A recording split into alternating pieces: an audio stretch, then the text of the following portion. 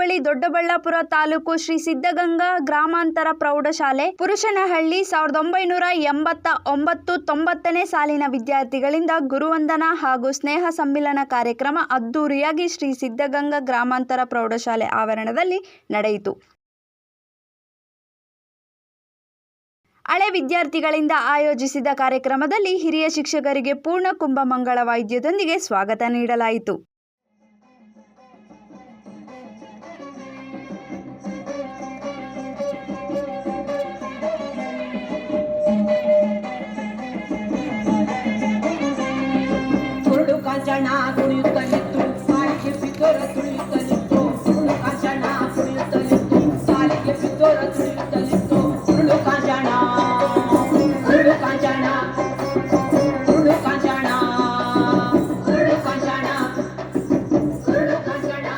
ನಂತರ ಕಾರ್ಯಕ್ರಮದಲ್ಲಿ ಶಿಕ್ಷಕರನ್ನು ಸನ್ಮಾನಿಸಿ ತಮ್ಮ ವಿದ್ಯಾರ್ಥಿ ದಿನಗಳನ್ನು ನೆನೆಸಿಕೊಂಡು ಶಿಕ್ಷಕರು ಹಾಕಿಕೊಟ್ಟ ಮಾರ್ಗಗಳನ್ನು ನೆನೆದರು. ಅತಿ ಹೆಚ್ಚು ಅಂಕಗಳನ್ನು ಪಡೆದಂತಹ ವಿದ್ಯಾರ್ಥಿನಿಯಾದೆ. ಅದು ನನಗೆ ತುಂಬಾ ಖುಷಿಯನ್ನ ಕೊಡ್ತು. ಮತ್ತೆ ನಮ್ಮ GBS ಅವರು ಅಷ್ಟೇ ಇಂಗ್ಲಿಷ್ ಮಾಡ್ತಾ ಇದ್ರು, ಎಷ್ಟು ಪ್ರೋತ್ಸಾಹವನ್ನ ಕೊಡ್ತಾ ಇದ್ರು ಗೊತ್ತಾಯ್ತಾ. ತುಂಬಾ ಗ್ರಾಮರ್ ಅನ್ನ ಹೇಳ್ಕೊಟ್ರು. ಓದೋದು ಈ ಶಾಲೆಯಲ್ಲಿ ಒಂದೇನು ಅಂತಂದ್ರೆ ಆಟಗಳಿಗಿಂತ ನಮ್ಮ SKC ಸರ್ರೇ ಪಟ್ಟಿ ಹಿಡಿದು ಆಟಗಳಿಗೆ ಕರ್ಕೊಂಡು ಹೋಗ್ತಾ ಇದ್ರೆ ಹೊರತು, ಆದ್ರೆ ಆಟೋಟಗಳಿಗೆ ಪ್ರವಾಸಗಳಿಗೆ ಕಡಿಮೆ ಓದ್ಬೇಕಾಯ್ತಷ್ಟೇ ಗೊತ್ತಾಯ್ತಾ. ಅದಕ್ಕೆ ಪ್ರೋತ್ಸಾಹವನ್ನ ಕೊಡ್ತಾ ಇದ್ರು. ಈಗಿನ ಇದರಲ್ಲಿ ಎಲ್ಲ ಬೇರೆ ತರನೇ ಎಜುಕೇಶನ್ ಆಗೋಗ್ಬಿಟ್ಟಿದೆ. ತುಂಬಾ ಚರ್ಚಾಪಟುಗಳಾಗಿದ್ದು ಎಲ್ಲ ಕಡೆ ಚರ್ಚಾಸ್ಪತ್ರೆಯಲ್ಲಿ ಭಾಗವಹಿಸಿ ಉತ್ತಮವಾದಂಥ ಬಹುಮಾನಗಳನ್ನ ತಗೊಂಬಂದು ಇದೆಲ್ಲ ಗೊತ್ತಿರೋಂಥ ವಿಚಾರ. ನಮ್ಮ ಶಿಕ್ಷಕರ ಬಗ್ಗೆ ಹೇಳ್ಬೇಕು ಅಂತಂದ್ರೆ ನಮ್ಮ HSB ಸರ್ ಅವರು ನಿಜಕ್ಕೂ ಒಬ್ಬ ವ್ಯಕ್ತಿ ಅಲ್ಲ, ಅದೊಂದು ಶಕ್ತಿ. ಅವರೇ ಅಂದರೆ ಅದೇನೋ ಒಂದು ವೈಬ್ರೇಷನ್, ಆ ಥರ ಇದ್ದಂಥ ವ್ಯಕ್ತಿ.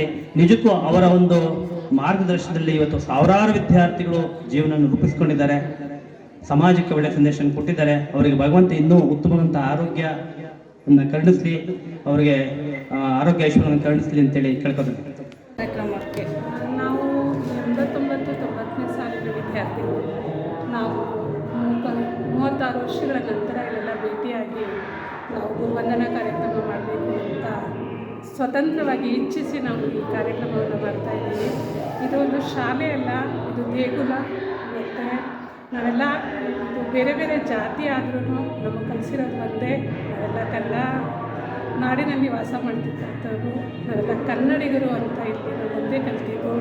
ಎಲ್ಲರೂ ಸಮಾನವಾಗಿ ಬಾಳಬೇಕು, ಎಲ್ಲ ಸಮಾನವಾಗಿ ಸ್ವೀಕರಿಸಬೇಕು,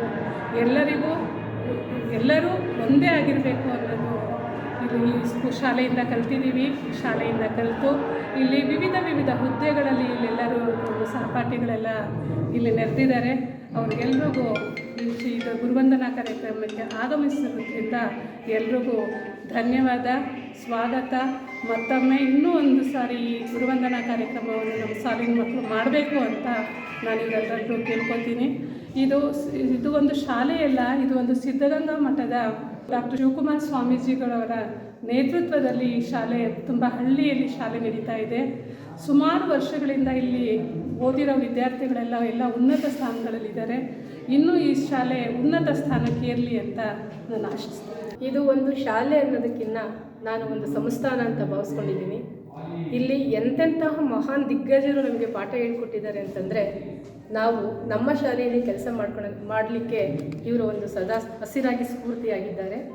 ಈ ಸಂಸ್ಥಾನಕ್ಕೆ ರಾಜ ಆಮೇಲೆ ಸೇನಾಧಿಪತಿ ಎಲ್ಲ ಹೇಗೋ ಹಾಗೆ ನಮ್ಮ ಜೀವನಕ್ಕೂ ಸಹ ಒಂದು ಆಧಾರ ಸ್ತಂಭವಾಗಿ ನಿಂತು ನಮ್ಮ ಎಲ್ಲ ಶಿಕ್ಷಕರು ನಮಗೆ ತಿಳುವಳಿಕೆಯನ್ನು ಕೊಟ್ಟು ನಾವೆಲ್ಲರೂ ಸಹ ಒಂದೊಂದು ಕ್ಷೇತ್ರದಲ್ಲಿ ಅತ್ಯಂತ ಉತ್ತಮವಾಗಿ ಕೆಲಸ ಮಾಡಿಸೋದಕ್ಕೆ ಪ್ರೇರೇಪಣೆಯಾಗಿದ್ದಾರೆ.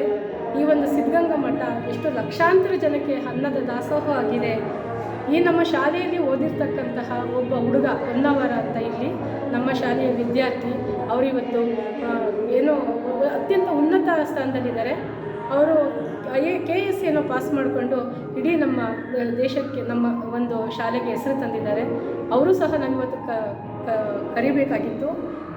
ಏನು 65ನೇ ಇಸ್ವಿಯಲ್ಲಿ ಶಾಲೆ ಸ್ಥಾಪನೆ ಆಗಿತ್ತು ಅಂತ ಹೇಳ್ತಿದ್ದೀವಿ, ಈ ಶಾಲೆಯ ಪ್ರಪ್ರಥಮ ವಿದ್ಯಾರ್ಥಿ ವೀರಭದ್ರಯ್ಯ ಸರ್ ಅಂತ.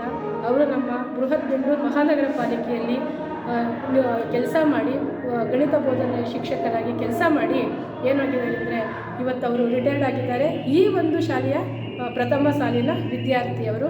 ಅವರು ಮುಖ್ಯೋಪಾಧ್ಯಾಯರಿಗೆ ನಿವೃತ್ತರಾಗಿ ಅವರಿಬ್ಬರು ಮಕ್ಕಳು ಡಾಕ್ಟ್ರಾಗಿ ಸೇವೆ ಸಲ್ಲಿಸ್ತಿದ್ದಾರೆ.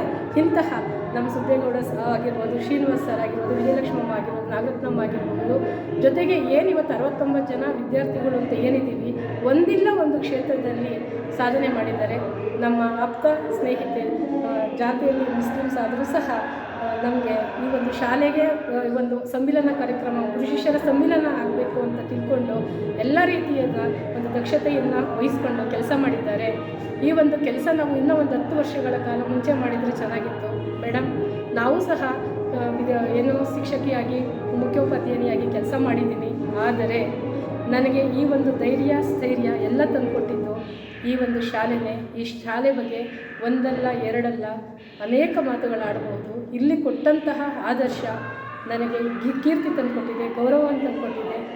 ಹೇಗೆ ಈ ಶಾಲೆಯಲ್ಲಿ ಓದೋದಕ್ಕೆ ನಮಗೆ ಕೀರ್ತಿ ಗೌರವವನ್ನು ತಂದುಕೊಟ್ಟಿದೆಯೋ ಹಾಗೆ ಇನ್ನು ನಮ್ಮ ಶಾಲಾ ಅವಧಿಗಳು ಅಥವಾ ನಾವು ಏನು ಟೀಚರಾಗಿ ಕೆಲಸ ಮಾಡ್ತಾಯಿದ್ದೀವಿ ಆ ಅವಧಿಯಲ್ಲಿ ಜೊತೆಗೆ ನಮ್ಮಿಂದ ಏನು ಸಹಾಯ ಆಗುತ್ತೋ ಅದನ್ನು ಕಾಯ ವಾಚ ಮನಸ್ಸಿನಿಂದ ಈ ಶಾಲೆ ಬಗ್ಗೆ ನಾವು ನೋಡ್ಕೊತೀವಿ. ಈ ಶಾಲೆಯ ಹೆಸರನ್ನು ಇನ್ನೂ ಅತ್ಯಂತ ಉನ್ನತ ಮಟ್ಟಕ್ಕೆ ತಗೊಂಡೋಗ್ಲಿಕ್ಕೆ ನಮಗೆಲ್ಲರಿಗೂ ಭಗವಂತ ಪ್ರೇರಣೆಯಾಗಲಿ.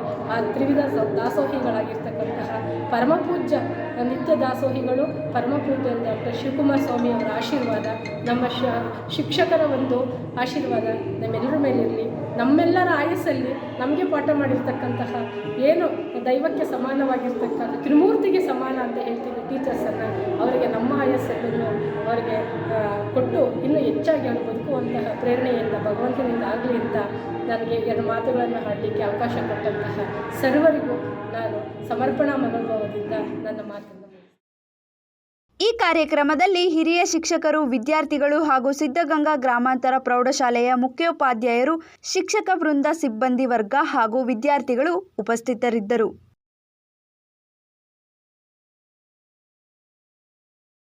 ವರದಿ ಹನುಮಂತರಾಜು.